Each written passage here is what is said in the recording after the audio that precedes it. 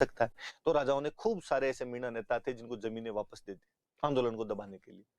वो जो मीणा थे वो हो गए जमींदार मीणा। कुछ लोग अभी भी बचे हुए थे और उनको कहा गया कि भाई तुम आंदोलन क्यों कर रहे हो, तो उन्होंने कहा भाई हमारी जमीनें वगैरह सब छीनी गई है। तो राजाओं ने उनको एक दूसरे काम पर लगाया और उनको कहा यार क्या ऐसे काम करते हो, आप लड़ाइयां वगैरह करोगे, आप हमारी पुलिस हो, आप आज के बाद हर गांव की रक्षा करोगे, आप आज के बाद हर गांव की चौकीदारी करोगे। तो यहाँ के राजाओं ने मीणाओं में दो ग्रुप बना दिए थे, जिनको जमीनें दी गई वो जमींदार मीणा हो गए, जिनको चौकीदारी के अधिकार दिए गए वो चौकीदार मीणा हो गए। और चौकीदार मीणाओं को खूब अच्छी अच्छी जगह पर रक्षक के रूप में नियुक्त किया गया था। और वाकई चौकीदार मीणाओं का जयपुर रियासत के इतिहास के अंदर अविस्मरणीय योगदान है। कई पीढ़ियों पीढ़ियों ने लगातार जयपुर की रक्षा के अंदर अपने बलिदान दिए थे, इस देश के लिए वो न्यौछावर हुए थे। खूब साल तक ये व्यवस्था चलती रही, सब लोग मिलजुल कर रहते रहे। तो दो ग्रुप हुआ करते थे अपने यहाँ पर, एक तो जमींदार मीणा और एक चौकीदार मीणा। तो चौकीदार मीणा रखवाली का काम किया करते थे, एक तरीके गांव की पुलिस हुआ करती थी। जमींदार मीणा जिनको बड़ी बड़ी जमीनें वापस दे दी गई थी। अंग्रेजों के आने के बाद इस व्यवस्था के अंदर बदलाव आया। जब अंग्रेजों ने पुलिस बनाई तो जो चौकीदार मीणा थे ये पूरी तरीके से बेरोजगार हो गए। इनके पास में अब कोई ढंग का काम नहीं बचा। ये अब क्या करें, अब कोई काम नहीं बचा। तो इनमें से खूब सारे लोगों ने लूटपाट करने शुरू कर दी, चोरियां करने शुरू कर दी, लूटपाट और चोरियां करने शुरू कर दी। 1924 के आसपास में अंग्रेजी सरकार एक कानून लेके क्रिमिनल ट्राइब एक्ट, आपराधिक जनजातीय अधिनियम, और कहा गया भारत में वे कौन कौन सी जनजातियां हैं जो चोरी के काम करती है, जो लूटपाट के काम करती है, जो अपराध के काम करती है। पता चला कि साहब ये जातियां हैं, तो इसमें अपने मीणा जाति को भी शामिल किया गया। इनको इंक्लूड किया गया कि भाई ये राजस्थान में एक मीणा जाति है और मीणा जनजाति है, ट्राइब है, और ये भी ऐसे ही काम करती है, लूटपाट के कामों में है।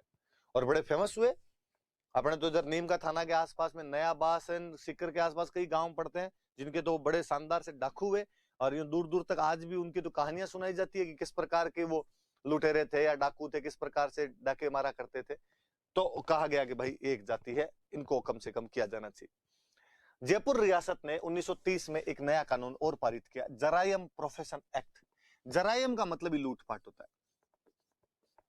वो जो आपराधिक जनजातीय अधिनियम था जिसमें मीणा जाति को शामिल किया गया था, उसी को विस्तार दिया, उसी को एक्सपेंड किया इन लोगों ने, और 1930 में जरायम प्रोफेशन एक्ट लेके।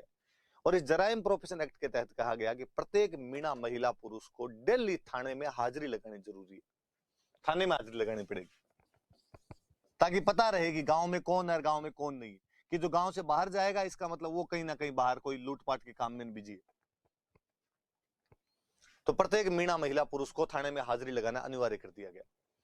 अब ये तो बात बहुत गलत है भाई। हाँ, इसमें कोई दो राय नहीं कि इन लोगों में से बहुत सारे लोगों ने लूटपाट करनी शुरू कर दी थी, पर इसका मतलब ये थोड़ी है सारे करने लगे थे। 100 में से 2, 3, 5 होंगे, 10 होंगे, 90 तो नहीं है। न्याय व्यवस्था का सिद्धांत तो ये कहता है कि भले 100 अपराधी निकल जाए पर एक भी निर्दोष फंसना नहीं चाहिए। यहां तो उल्टा हो रहा है, यहां 10 अपराधियों को पकड़ने के लिए 90 निर्दोषों को और पकड़ लिया गया।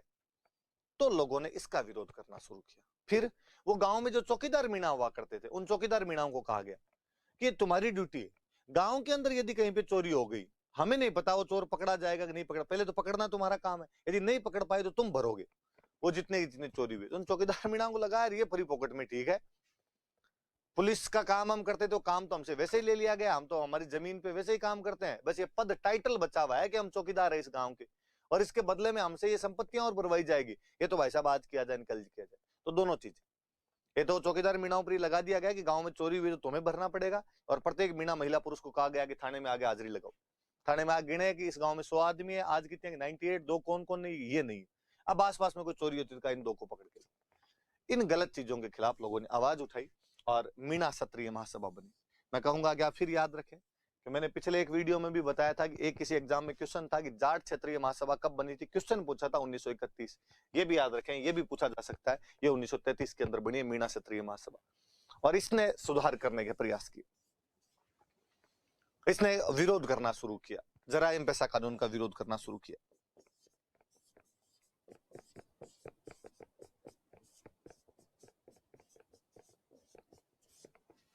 किस जराइम पेशा कानून का विरोध किया जाए, इन्होंने जराइम पेशा कानून का विरोध करना शुरू किया।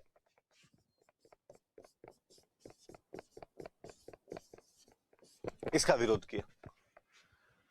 थोड़ी और जागृति आई तो 1944 में सिक्कर में एक जगह पड़ती है नीम का थाना, वहां आसपास खूब सारे मीणा जनजाति के गांव थे, वहां पर एक बड़ा सम्मेलन किया गया। नीम का थाना सम्मेलन ही हम कहते हैं, नीम का थाना जगह का नाम है। एक जैन मुनि थे मगन सागर जी महाराज, उन्होंने ये सम्मेलन बुलाया था। लोग उनकी खूब सारी बातें मानते थे, मीणा जनजाति के लोग भी उनको खूब मानते थे। वो जो मुनि मगन सागर जी महाराज थे, उन्होंने सबको इकट्ठा किया और उन्होंने इकट्ठा करके मीणाओं को समझाया कि यार, ऐसा माना जाता है कि भगवान विष्णु के पहले अवतार मत्स्य अवतार है और मीणा जनजाति की उत्पत्ति मत्स्य अवतार से हुई है।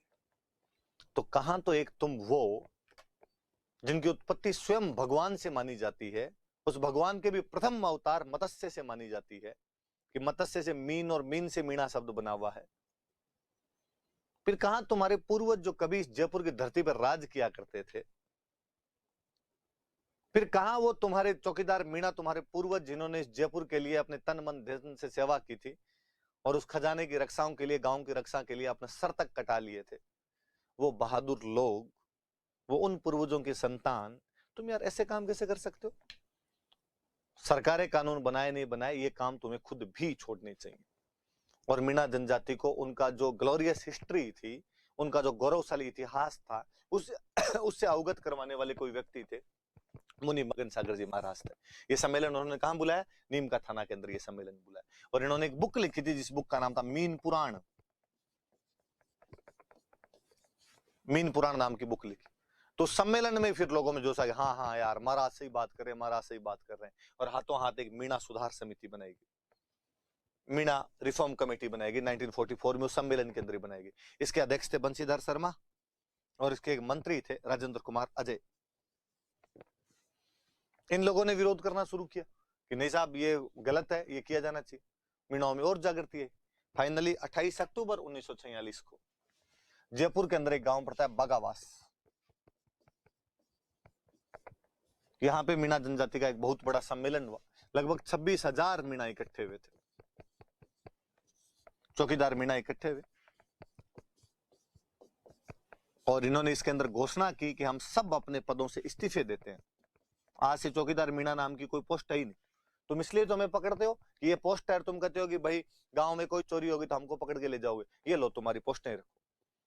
26,000 चौकीदार मीणाओं ने अपने पदों से इस्तीफे दे दिए थे और इस दिन को मुक्ति दिवस, लिबरेशन डे के रूप में मनाया था। पापा कटा, मुक्ति मिली कम से कम, इसको मुक्ति दिवस के रूप में मनाया। धीरे धीरे लोगों के अंदर जागृति आती चली गई, लोगों ने ये कामकाज वगैरह बंद कर दिए। पर फिर भी ये जो कानून था, ये फाइनली 1952 में जाके रद्द किया गया था। जो जराइम पेशा कानून था, ये 1952 में बंद था, समाप्त हुआ था। यहाँ पे जाके जराइम पेशा कानून समाप्त होता है। हालांकि जो जराइम पेशा कानून था, उसमें धीरे धीरे कमी लाने लग गए थे। जैसे 1933 में जब आपके ये बना था, मीणा क्षत्रिय महासभा बनी थी और इन्होंने जब आंदोलन किया तो बाद में यूं करने लग गए। पहले तो ये था कि प्रत्येक मीणा महिला पुरुष को थाने में हाजिरी लगवानी पड़ेगी, बाद में थोड़ी थोड़ी छूट दी, भाई पिछले 5 साल में जिसने कोई भी अपराध नहीं किया वो थाने में हाजिरी मत लगाओ। फिर पिछले 3 साल में, 2 साल में, 1 साल में, 6 महीने में, 3 महीने में, 2 महीने में, 1 महीने में, 10 दिन में, लास्ट में आते आते तो फिर ये था कि थोड़े हिस्ट्री सीटर टाइप के थे, कोई एचएससी थे, जिनको कहा गया भाई तुमको तो आना ही पड़ेगा, बाकी सबको धीरे धीरे धीरे धीरे धीरे धीरे कमी लाते चले गए थे। 1952 में पूरी तरीके से समाप्त करवा दिया था और 52 में समाप्त करवाने में मुख्य भूमिका निभाई थी हीरालाल शास्त्री और टीकाराम पालीवाल। जयपुर के 2 बड़े नेता हुआ करते थे। इन्होंने बाद में भारत सरकार को कहा भाई ये तो खत्म करो यार कानून ही पूरी तरीके से, तो इन दोनों के प्रयासों से कानून समाप्त कर दिया गया था।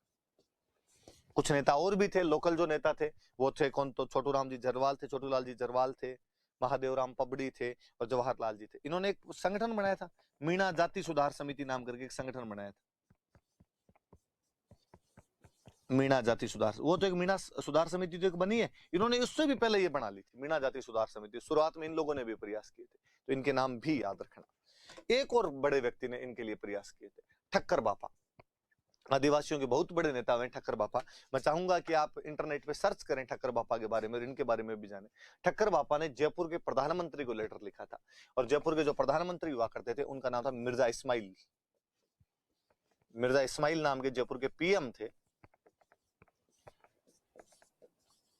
इनको भी इन्होंने ठक्कर बापा ने पत्र लिखा था और कहा था यार ये समस्या है तुम्हारे राज्य में, इसका ध्यान दिया जाए। लास्ट में जब सवाई मान सिंह सेकंड अपने जयपुर के राजा हुआ करते थे, तभी मिर्जा इस्माइल अपने जयपुर के प्रधानमंत्री हुआ करते थे। हम कहते हैं जयपुर के निर्माता कौन, तो जयपुर के निर्माता तो है आपके सवाई जय सिंह। पर क्या आधुनिक जयपुर के निर्माता कौन, तो मिर्जा इस्माइल है। आधुनिक जयपुर, मॉडर्न जयपुर के निर्माता जो है, बाहर वाला परकोटे के बाहर का जो जयपुर है, इसके पीछे की प्लानिंग किसकी है, तो मिर्जा इस्माइल की। इसलिए जयपुर की सबसे बिजी रोड, सबसे व्यस्ततम रोड का नाम ही मिर्जा इस्माइल रोड है, जिसको अक्सर लोग MI रोड के नाम से जानते हैं। तो MI रोड कहिए या मिर्जा इस्माइल रोड कहिए, वो एक ही बात है। ठक्कर बापा जो आदिवासियों के एक बड़े नेता हुए, मध्य प्रदेश में, राजस्थान में कई आदिवासी आंदोलन चलाए, उन्होंने मिर्जा इस्माइल को लेटर लिखा था और कहा था इस मामले का ध्यान रखा जाना चाहिए। तो कोई पूछे कि भाई कौन से आंदोलन के अंदर ठक्कर बापा भी जयपुर वालों को लेटर लिखते हैं, तो मीणा आंदोलन की बात है जिसके अंदर ये लेटर लिखा गया था। तो ये भी याद रखना। ये हमारे मुख्य